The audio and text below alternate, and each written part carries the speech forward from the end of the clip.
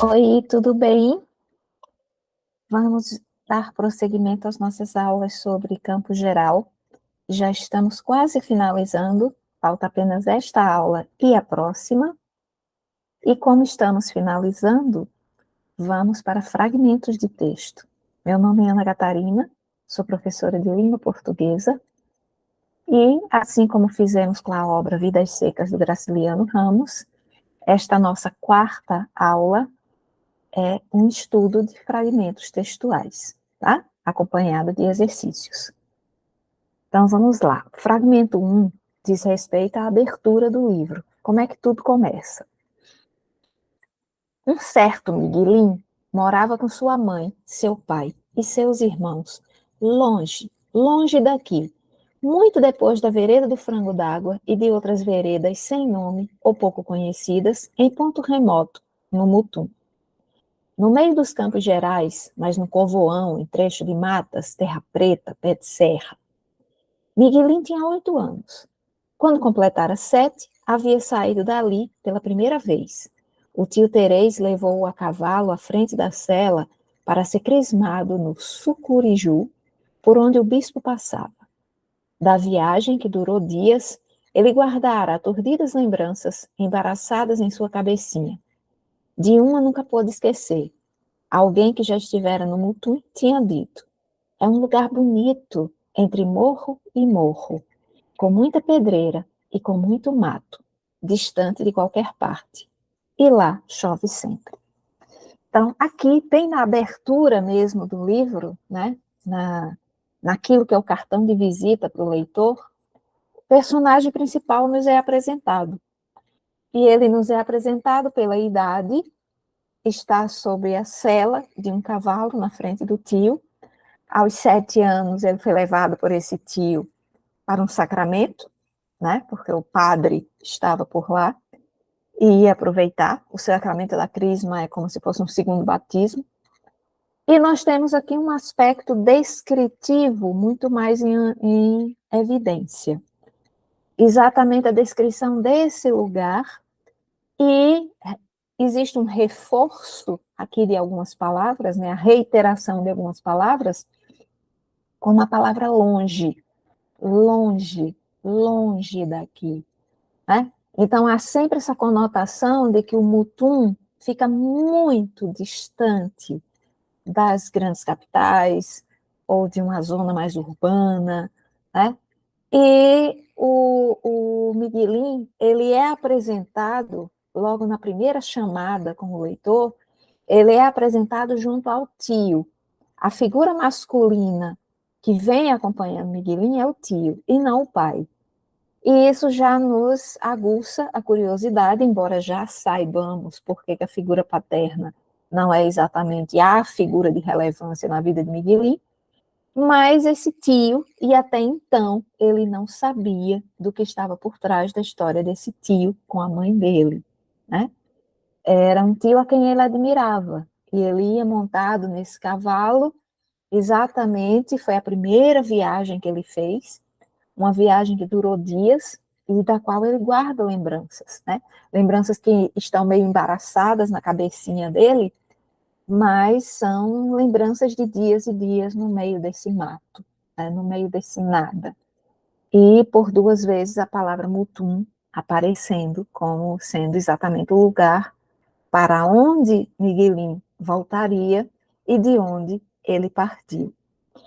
E a gente também pode perceber daí que esse aspecto descritivo é um aspecto que serve para situar o leitor nesse ambiente, num ambiente de distância, ele está distante de tudo.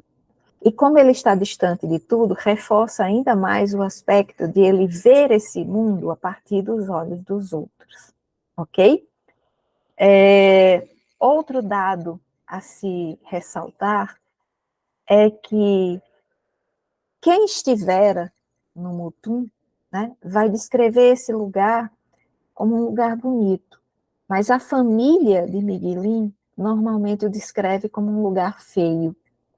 E essa primeira impressão aí, aos 7 anos, não ainda aos 8, ainda é uma impressão de que ele está maravilhado, né, com o que acontece ao redor dele. Há uma certa atmosfera de ingenuidade, né, uma aura de inocência.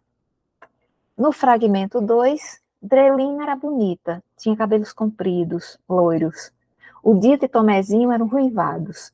Só Miguelim e a Chica é que tinham cabelo preto, igual ao da mãe. O Dito se parecia muito com o pai. Miguelim era o retrato da mãe. Mas havia ainda um irmão, o mais velho de todos, Piovaldo, que não morava no Mutum. Ninguém se lembrava mais de que ele fosse, de que feições. Então, nesse parágrafo aqui, estão exatamente os irmãos de Miguelim, a descrição, o aspecto descritivo permanece, a descrição exatamente daqueles que são os irmãos de Miguelim. E é interessante a gente perceber que a Adrelina é loira, Dito e Tomezinho são ruivos, Miguelim e Chica têm cabelo preto, né? Sabendo da história do envolvimento da mãe de Miguelim com o tio Terês, a gente levanta determinadas suspeitas, né? Por que a característica física desses filhos é tão diferente. E também teve uma história aí com um fazendeiro, né? Que é exatamente a pessoa que o pai do Miguelim vai matar e em seguida se mata. Então já existe uma sugestão aí, ainda que muito sutil, porque a gente nesse ponto da história ainda não sabe de tantos detalhes, mas já existe uma sugestão de que talvez cada par de filhos, né, venha de um pai diferente, né? Que tem a loira, tem o ruivo, tem o de cabelo preto, e também na questão da personalidade, né? O Liovaldo, ele está apresentado aí como alguém muito distante dos demais. Distante não apenas porque mora longe, e por morar longe ninguém se lembra mais das feições que ele tem, mas também por ser aquela pessoa que saiu do lugar, que rompeu com essa distância em que está o lugar. Mamãe está fazendo creme de buriti, a Rosa está limpando tripas de porco para se assar. Tomezinho, que tinha ido à cozinha espiar, agora vinha olhos desconfiados, escondendo na mão alguma coisa. Que é isso que você furtou, Tomezinho? Eram os restos dos retalhos de jornal. Tu joga fora. Não ouviu falar que é pecado? E eu não vou ficar com ele. Vou guardar em algum lugar. Tomezinho escondia tudo, fazia igual como os cachorros. Tantos cachorros, Gigão, o maior, maior, todo preto, diziam capaz que caçava até onça. Gostava de brincar com os meninos, defendia-os de tudo. Né? Então, a gente tem aí, nesse segundo parágrafo, a presença do discurso direto, com os travessões, além do travessão às aspas, para ressaltar a fala dos personagens, um certo dado característico dessas pessoas, né, que a Rosa está ali na cozinha, então você já sabe que ela trabalha na casa e é responsável exatamente pela área da cozinha. O Tomezinho, que está sempre furtando ali alguma coisa, tirando alguma coisa, né? Ele é o menor, é o mais jovem dos irmãos. E essa ideia de pecado, né? Que roubar é pecado. Então, existe uma moral cristã que permeia essa família e já dá para a gente perceber nesses mínimos detalhes. Né? Os cachorros, por exemplo, é como se fizessem parte da família. Nós temos mais uma vez aqui o efeito de repetição, o maior, maior, todo preto, né? Então, e essas histórias meio fantásticas, né, que se conta no sertão, de que o cachorro pegaria até onça. Então, esses trechos, esses fragmentos iniciais, é bem para que o leitor se sinta situado no contexto da história, né? No ambiente em que esses personagens vivem. Fragmento 3. Miguelin nem gritava, só procurava proteger a cara e as orelhas. O pai tirava o cinto e com ele golpeava-lhe as pernas, que ardiam, doíam como queimaduras quantas. Miguelin sapateando. Quando pôde respirar, estava posto sentado no tamborete de castigo. E tremia inteirinho o corpo. O pai pegara o chapéu e saíra. A mãe, no quarto, chorava mais forte. Ela adoecia assim nessas ocasiões, pedia todo consolo. Ninguém tinha querido defender Miguelinho, nem vovó Isidra. E tanto, até o pai parecia ter medo de vovó Isidra. Então é um trecho em que Miguelinho se apresenta como uma criança que parece que não tem ninguém que fale por ele, né? Há uma certa desconfiança, inclusive da parte de nós, leitores, né, da nossa parte, que talvez Miguelinho não seja filho desse pai. E talvez por isso, né, esse pai costume bater de uma forma mais agressiva, de uma forma mais incisiva, nesses filhos que talvez supostamente não sejam dele. Não se sabe, tá? Isso não está na história, isso não está pré-determinado ou sequer sugerido. Mas, diante dos fatos apresentados, é algo que dá para se supor. Certeza não temos. Né? Aqui, o que a gente pode realmente afirmar é que uma criança levou uma surra, né? E que essa criança talvez nem saiba por que está apanhando. E além da surra, ainda houve o castigo. E ele está de castigo. E nesses momentos, a mãe chora, porque nenhuma mãe vai gostar que os filhos estejam sendo espancados. E seria mais um sinal de que talvez o pai agrida, né, bata em alguns filhos, exatamente para chatear a mãe, como uma forma de se vingar da traição da mãe. Fragmento 4. Esse dia foi em hora de almoço, ele, Miguelim, ia morrer.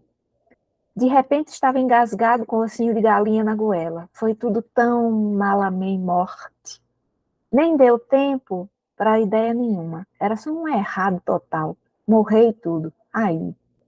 E mais de repente ele já estava em pé em cima do banco como se levantou. Não pediu ajuda a pai e mãe. Só num relance ainda tinha rodado o prato na mesa. Por simpatia, em que alguma vez tinha ouvido falar, e em pé no banco, sem saber de seus olhos para ver, só o acima. Se benzia bramado, em nome do Pai, do Filho e do Espírito Santo.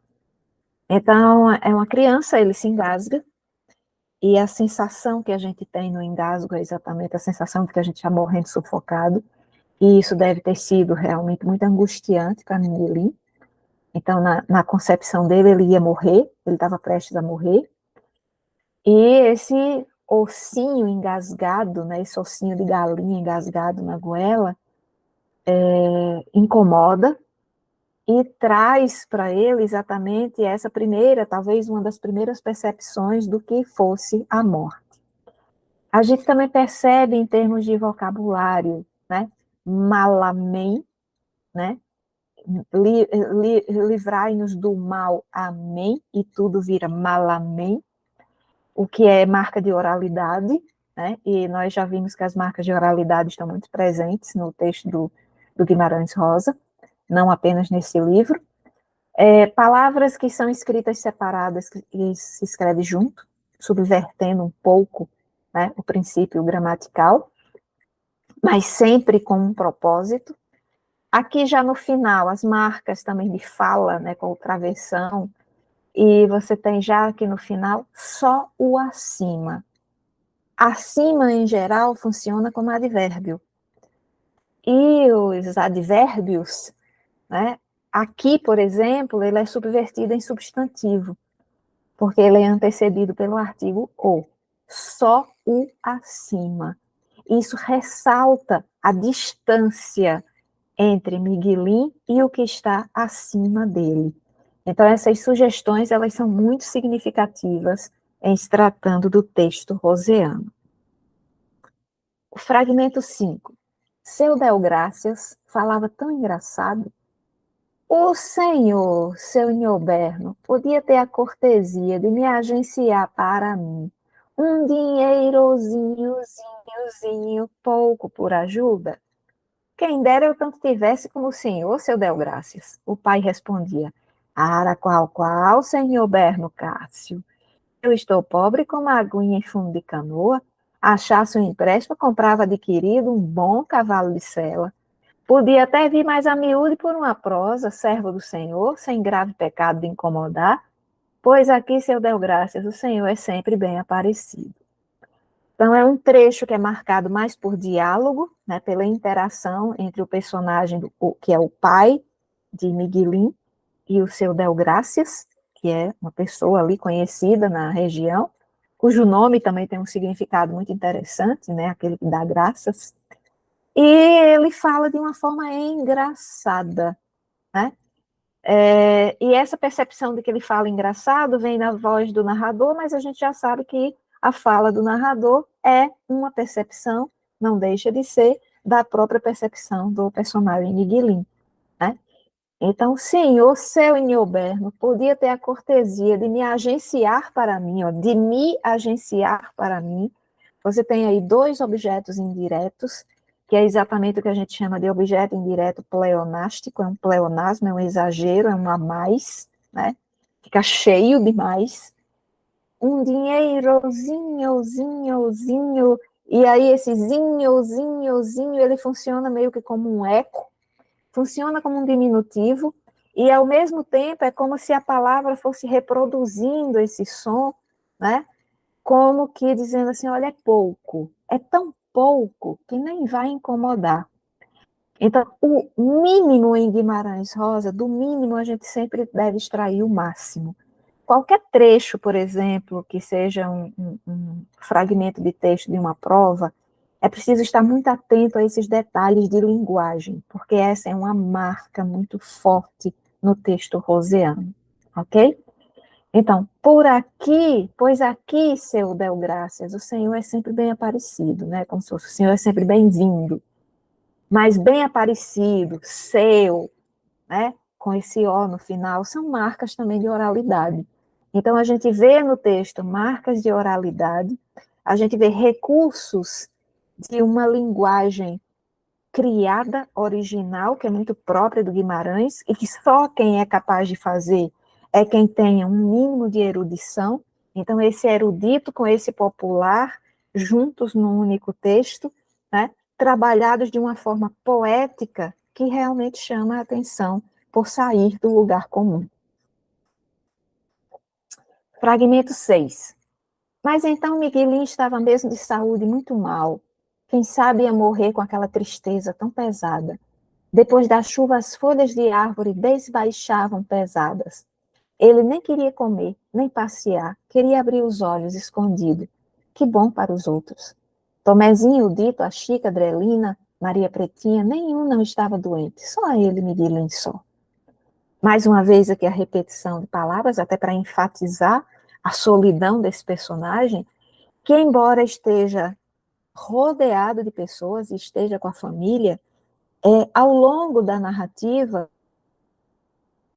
de humanidade que é diferenciada, né? Então, não é à toa que ele se percebe como o único que está doente. E ele está doente de uma tristeza muito pesada. Então, pode ser um processo depressivo? Pode, sem dúvida pode. E por que só ele estaria com esse processo depressivo? Porque para que você se deprima com algo, é necessário que você tenha um mínimo de sensibilidade. E Miguelin é um personagem que tem essa sensibilidade. Ele se destaca no meio dessas outras pessoas. A gente poderia, inclusive, arriscar e dizer que Miguelin tem o infinito dentro de si, assim como era o infinito dentro de si que motivava a escrita do Guimarães Rosa, né? Por que ele tem o infinito dentro de si? Porque a maior parte da história, a história inteira, né, ele está com 8 anos. E o 8 é exatamente o símbolo do infinito. Então ele tem uma sede de saber, uma curiosidade, que vai além do que se imagina. O fragmento 7. Choveu muitos dias juntos. Chuva, chuvisco, faísca, olha a literação aqui, né? Choveu, chuva, chuvisco. Raio não se podia falar porque chamava para riba da gente a má coisa.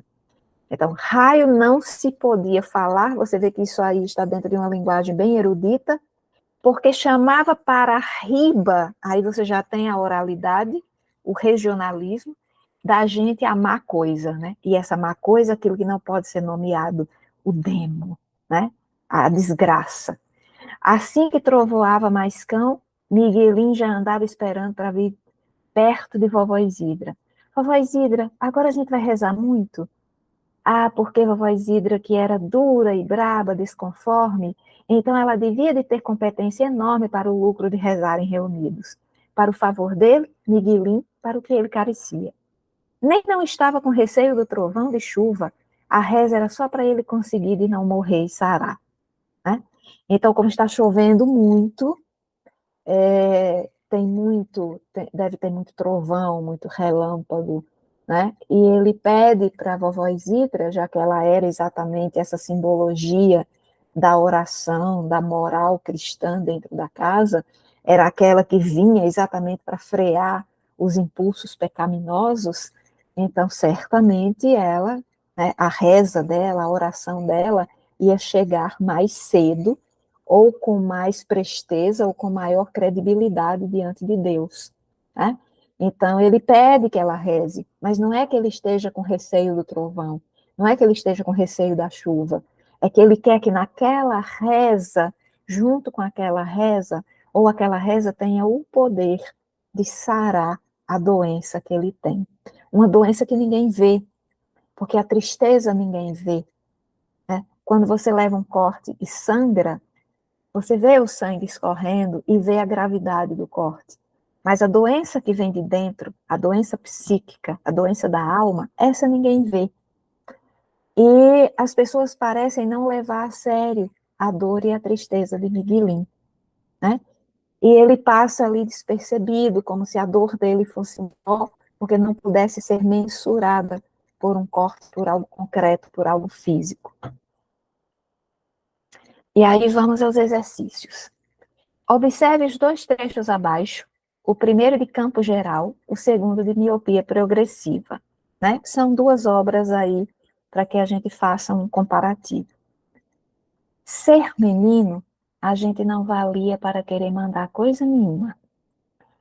Em suma, eles se entendiam, os membros de sua família, e entendiam-se à sua custa. Analisando os trechos, percebemos que os meninos se diferem quanto ao número de integrantes na família. A gente sequer tem alguma pista aí de quantas pessoas tenham na família. Região onde moram. Também não há indícios de onde eles moram.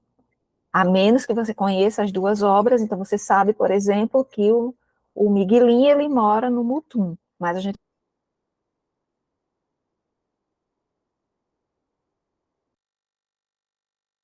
está usando algum conceito, algum léxico, algum vocabulário relativo a dinheiro.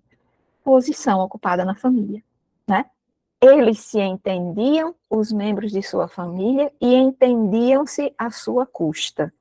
Tá? Então, existe aí uma certa relevância desse personagem que meio que facilita o processo de entendimento da família.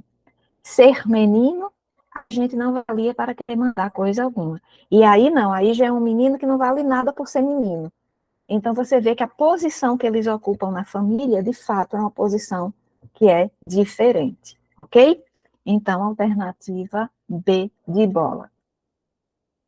Diversos motivos narrativos compõem a trama de Campo Geral, texto da obra Manuelzão e Miguelim de Guimarães Rosa. O Manuelzão é aquela parte, né, que a gente já falou quando discutiu um pouquinho a origem da obra, que ela tinha duas publicações marcantes lá no início, óbvio que houve outras publicações depois, né? E quando Miguelinho era meio que a infância, o Manuelzão seria um desenvolver da fase adulta. Depois se separaram e viraram obras separadas. Qual o motivo narrativo principal para a composição do enredo nesse ponto? As desavenças entre Mãe Tina e a avó de Miguelim, o cerne do enredo, não é esse? A instabilidade sentimental da mãe de Miguelim, o foco da história também não é esse. A rivalidade entre tio Terez e o pai de Miguelim também não é esse, tanto que quando o pai de Miguelim diz que tio Terez não aparece mais ali no Mutum, ele pega as trouxinhas dele e vai embora. Ele só volta quando o irmão morre e ele vem cuidar da família, né? Então, a observação do mundo pela ótica de Miguelim, isso sim compõem o enredo de Campo Geral, né? Tudo gira em torno dessa observação de mundo pela ótica de Miguelin, que está, inclusive, no próprio narrador em terceira pessoa. Assinale com V, verdadeiro, ou F, falso, as seguintes afirmações sobre sentimentos de personagens de Campo Geral, da obra Manuelzão e Miguelin, de Guimarães Rosa. Miguelin odiava seu pai pela violência das surras e castigos que ele lhe impunha. Mandar embora a cadela ou soltar os passarinhos que estavam nas gaiolas. Então, sim, isso é verdade, né? Mas o fato de ele odiar o pai por isso, por essas razões, pelo pai ter feito isso com ele, não significa necessariamente dizer que ele tenha um ódio pela figura paterna, né? Vamos nos lembrar que quando o tio Terês entrega um bilhetinho, né, para avisar a mãe de Miguelinho que ele estava indo embora, né, que o tio Terês estava indo embora, o Miguelin não entrega o bilhete, porque ele considerava que aquilo era uma afronta para o pai dele, né? Então ele tem raiva do pai por essas razões aí. Sim, isso é verdade. As rezas da avó e os feitiços de Mantina, enfim, surtiram efeito. Miguelin passou a se sentir culpado pela morte do irmão. Não. Miguelin nunca se sentiu culpado pela morte de Dito, né? É claro que ele sentiu muito, mas ele também apanhava, né? Dito apanhou, Dito adoeceu, mas não existe essa coisa de a vida parou para mim, porque eu indiretamente matei meu irmão, e ainda que isso estivesse dentro do coração do Miguelinho, porque é possível, sim, que estivesse dentro do coração dele, não foram as rezas nem os feitiços, né, que mudaram o quadro. Miguelin detestava o Mutum, mas com a ajuda dos óculos do doutor, acabou finalmente descobrindo que se tratava de um lugar bonito. Então, sim, isso é verdade, né? Quando ele põe os óculos no rosto e olha ao redor, ele percebe a beleza do lugar, né? Mas antes, ele realmente detestava porque ele lia o lugar pelos olhos dos outros, pela percepção dos outros. E como os outros diziam que era um lugar ruim, ele também, né, por consequência, né, afirmava ser um lugar ruim. Então, é verdade.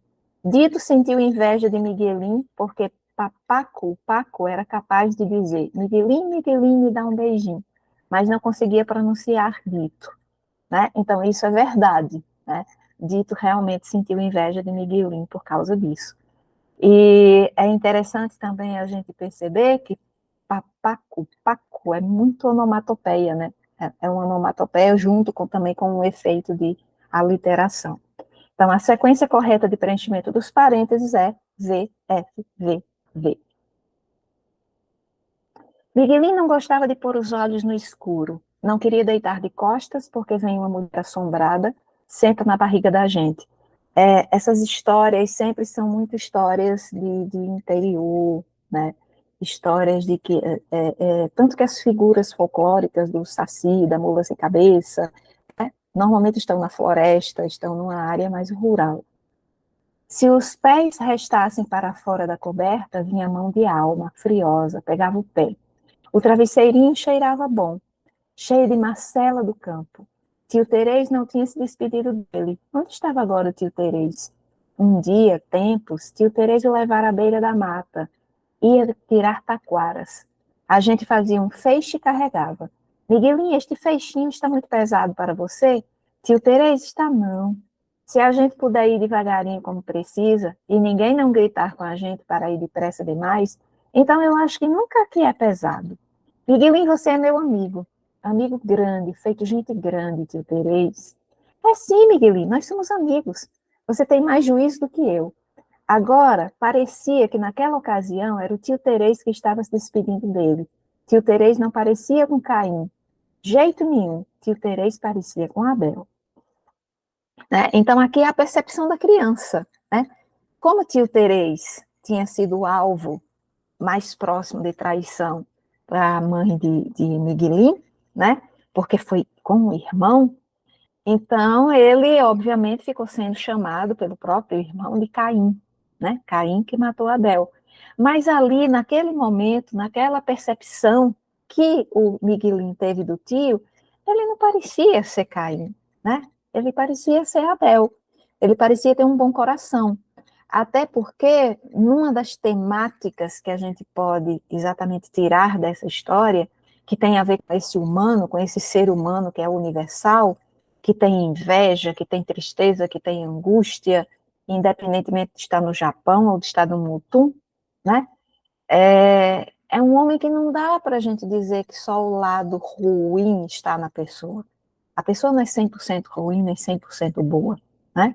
Ela tem suas qualidades, ela tem seus predicados, ela tem seus defeitos, e é preciso enxergar esse sujeito para além dos julgamentos que são feitos sobre ele. E Miguelin tem esse olhar, né? Então, uma característica da prosa Guimarães Rosa presente nesse trecho é o discurso objetivo. O discurso objetivo não é um discurso característico de Guimarães Rosa, ok? É muita subjetividade, é muita poética. O tom moralizante, não tem tom moralizante, tanto que o próprio Miguelin diz que ele não se parece com Caim, ele se parece com Abel, né? A interlocução com o leitor. Não, o leitor não é chamado a participar disso daqui. O leitor vai ler, né? Pode se maravilhar com a cena, mas não existe nenhum trecho que diga você, leitor, que está agora vendo, né?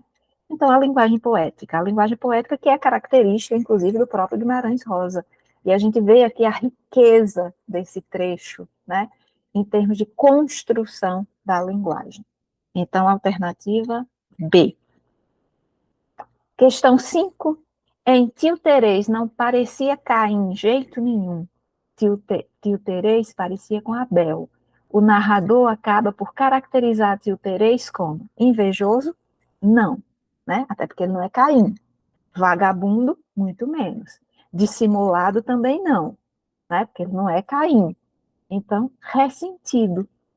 Ele ressente, ele tem uma certa mágoa daquilo que aconteceu. Como Abel teria, né, por ser vítima da inveja do irmão e, consequentemente, depois do assassinato, tá? Então ele fica ressentido, ele tem uma mágoa com relação àquilo. Mas, né, obviamente, alternativa B de bola. E aí espero que tenham gostado. Nós vamos então dar prosseguimento na próxima aula, a nossa última aula, fechando a obra de Guimarães Rosa, Campo Geral. Até a próxima.